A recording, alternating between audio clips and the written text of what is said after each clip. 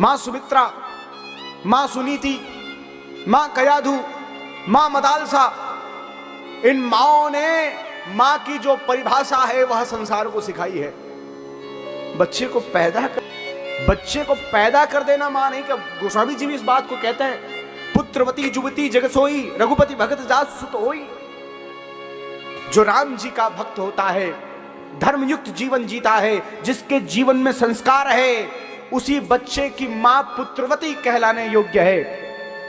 और यदि नास्तिक पुत्र को जन्म देती है, असंस्कारी पुत्र को जन्म देती हैं, तो वो मां के लिए गोस्वामी जी कह रहे हैं, नतरु बांझ भली बाग बियानी राम विमुख सुत ते जित दानी। यदि अभगत पुत्र को जन्म दे रही हैं तो वो बाझ ही रहे हैं, क्यों व्यर्थ नूर अपना गवा रही हैं। ये गोस्वामी जी के वाक्य हैं। इसलिए 9 महीने बच्चे को पैदा कर देना कोई बड़ी बात नहीं है। वो कुतिया, वो गधी, अनेक प्रकार के जानवर भी बच्चों को जन्म देते हैं। तुमसे ज्यादा बच्चों को, 1 से 6 बच्चों को जन्म दे रहे हैं।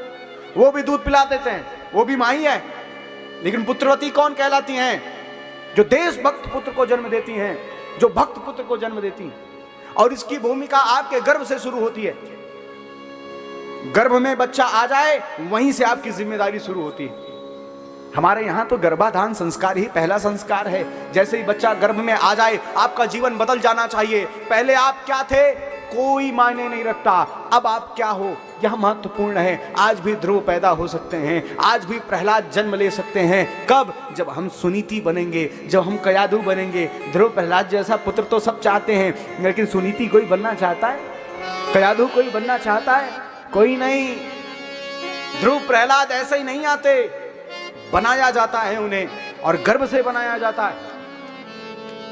गर्भ में पुत्र के आते ही आपको कुछ और नहीं करना है। माताओं, आप ही हमारे समाज की निर्माता हो। आपने ही हमारे समाज का निर्माण किया है, और आप ही हमारे समाज को बचा सकती हो। गर्भ में बच्चा आ जाए, जैसे पुत्र को चाहती हो, भक्त पुत्र को चाहती हो, वीर पुत्र को चाहती हो, बस 9 महीने वैसी बन जाओ। अगर वैसा पुत्र जन्म न ले तो कहना। भक्त पुत्र को जानती हो, 9 महीने केवल भक्ति बन जाओ। केवल सदग्रंथों का चिंतन हो, सदग्रंथों का पठन पाठन हो, दिव्य कथाओं का श्रवण पान हो, नाम जप करो, सात्विक खाओ, सात्विक बोलो, सुंदर चिंतन करो। केवल 9 महीने।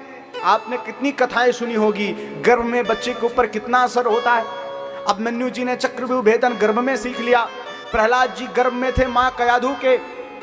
देवराज इंद्र ले जा रहे थे, नारद जी ने पकड़कर बिठाया अपने आश्रम पे। नहीं ले जाना, ये गलत बात है। और आश्रम में बिठाकर सत्संग सुनाया। और गर्भ में प्रहलाद जी ने सत्संग ऐसा सुना, हरिनाम का ऐसा चस्का लगा, और गर्भ में उनके हृदय पटल पर हरिनाम ऐसा लिख गया कि फिर जन्म लेने के बाद सत्संग तो नहीं मिला प्रहलाद जी को, लेकिन कोई उनके मुख से हरिनाम छुड़ा पाया?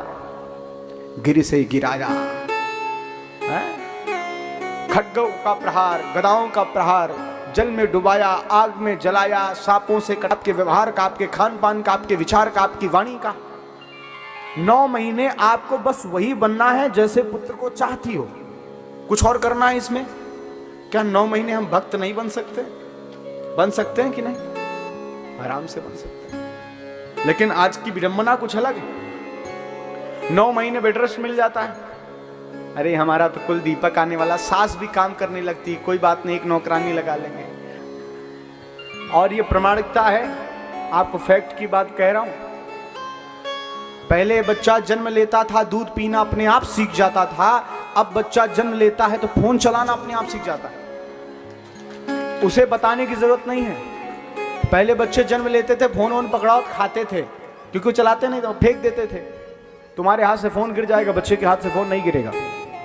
अब उसे खिलौने की जरूरत नहीं है, तुम्हारे प्रेम की जरूरत नहीं। फोन पकड़ा दो, जो मर्जी वो खिला लो भाई, जो मर्जी वो करवा लो। अब खिलौने नहीं भी, अपने आप से उसे जोड़ा ही नहीं, तो क्यों बुढ़ापे में अपेक्षा करती हो कि तुम्हारी संवेदनाओं को समझेगा?